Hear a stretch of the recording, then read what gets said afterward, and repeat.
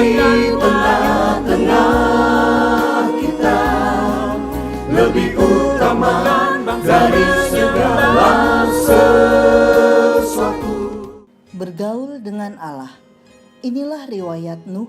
Nuh adalah seorang yang benar dan tidak bercela di antara orang-orang sezamannya. Dan Nuh itu hidup bergaul dengan Allah. Kejadian 6 ayat 9. Sahabat Iktus yang dikasihi Tuhan, Kristen sejati bukan berbicara tentang agama, tetapi tentang relasi. Allah menciptakan manusia menurut gambar dan rupanya karena Ia ingin agar manusia hidup bergaul dengannya. Kata bergaul diterjemahkan dari kata halak yang artinya berjalan dengan Allah atau berjalan bersama Allah terus-menerus. Kata bergaul juga berarti memiliki hubungan yang intim secara terus-menerus hingga saling mengenal secara mendalam satu dengan yang lain. Di tengah-tengah kondisi manusia yang hidup dalam dosa yang semakin menjauh dari Allah, Kejadian 6 ayat 5, Nuh menunjukkan sesuatu yang berbeda. Dia bukan hanya tidak terpengaruh oleh mayoritas orang yang hidup saat itu. Dia melawan arus. Dia satu-satunya pribadi yang hidup bergaul dengan Allah. Mengapa demikian? Ada 3 hal yang dapat kita pelajari dari hidup Nuh. 1. Nuh mendapat kasih karunia. Tetapi Nuh mendapat kasih karunia di mata Tuhan. Pasal 6 ayat 8. Kasih karunia adalah dasar Nuh bergaul dengan Allah. Kasih karunia adalah sebuah pemberian cuma-cuma yang didapatkan oleh seseorang.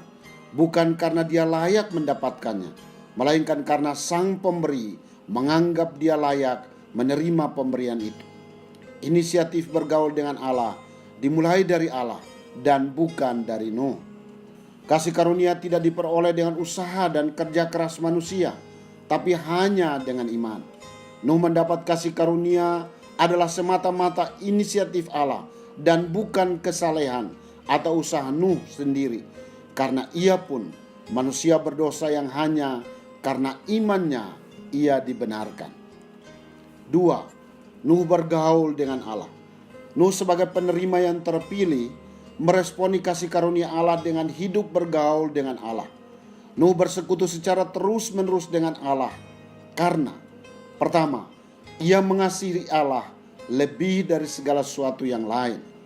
Ayat 9 menunjukkan komitmen Nuh untuk senantiasa hidup benar dan tidak bercela di antara orang-orang sesamanya. Hal ini tentu tidak mudah karena semua manusia pada saat itu hidup dalam dosa. Nuh berada di lingkungan di mana semua orang sungguh menikmati kenikmatan duniawi, persinahan, pasal 6 ayat 2 dan 4, hati yang jahat, pasal 6 ayat 5, kekerasan, pasal 6 ayat 11, dan yang luar biasa adalah Nuh tidak hanyut dalam dosa-dosa itu. Kata tetapi dalam ayat 8 menunjukkan Nuh memiliki gaya hidup yang berbeda. Mengapa Nuh tetap mengasihi Allah lebih dari semua yang lain? Karena Nuh hidup bergaul dengan Allah, intim dengan Allah. Pasal 6 ayat 8. Kedua, mempercayai Allah dengan segenap hati.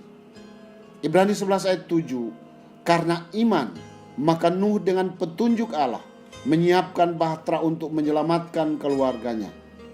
Nuh sebenarnya memiliki beberapa alasan untuk tidak mempercayai Tuhan.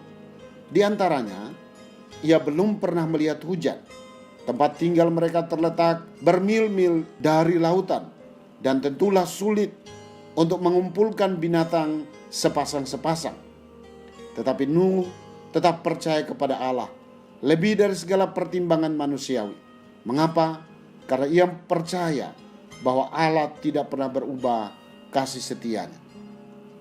Ketiga, Nuh menaati Allah tepat seperti yang diperintahkannya. Ayat 22 menunjukkan ketaatan Nuh kepada Allah. Frase tepat seperti yang diperintahkan Allah merupakan sebuah ketaatan mutlak, didahului oleh sebuah kemauan mendengar perintah Allah.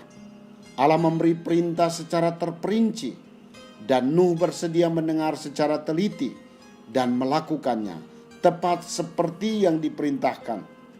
3. Berkat bagi Nuh yang bergaul dengan Allah. Tuhan melihat ketaatan Nuh dan memberkatinya. Nuh dan keluarganya serta semua binatang yang dibawa ke bahtera selamat dari air bah. Pasal 8 ayat 18 dan 19. Selain itu, ada janji Tuhan kepada Nuh dan keluarganya. Pertama, janji keselamatan, yaitu bahwa Tuhan tak akan membinasakan lagi segala yang hidup. Pasal 9 ayat 11. Kedua, janji berkat, yaitu bahwa Tuhan akan memberkati dan memberikan kecukupan untuk kesejahteraan hidup. Pasal 9 ayat 2 dan ayat 3.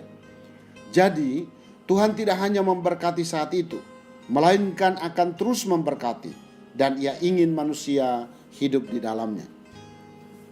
Sahabat Iktus, kita cenderung menjalani kehidupan kekristenan kita sebagai rutinitas.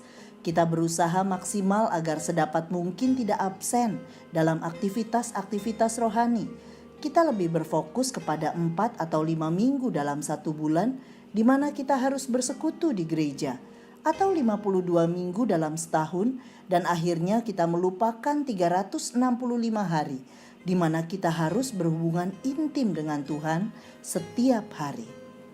Saya menyadari bahwa dalam perjalanan saya mengikut dan melayani Tuhan, saya sering terjebak dalam aktivitas rohani yang hanya bersifat formalitas, sehingga walaupun saya Kristen, tapi hidup saya makin jauh dari Tuhan dan jahat di mata Tuhan. Saya harus memohon pengampunannya dan mulai memperbaiki hubungan saya dengan Tuhan setiap hari. Sahabat Iktus yang dikasihi Tuhan, apakah saya menyadari bahwa jika saya dapat bergaul dengan Allah, ini adalah kasih karunia?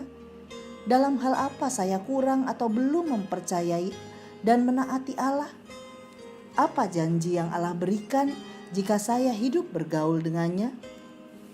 Tuhan Yesus, saya bersyukur dapat bergaul erat denganmu. Siapakah saya sehingga saya mendapat hak istimewa seperti ini? Ampuni saya, karena seringkali tidak mengasihimu, tidak mempercayaimu, dan tidak menaatimu. Saya berterima kasih atas limpahan janjimu. Kini saya rindu hidup saya menjadi berkat ketika orang melihat kesalehan hidup saya. Amin. Tuhan bergaul karib dengan orang yang takut akan Dia, dan perjanjiannya diberitahukannya kepada mereka. Kristuslah yang harus ku beritakan hingga datangmu Kristus. Maranatha.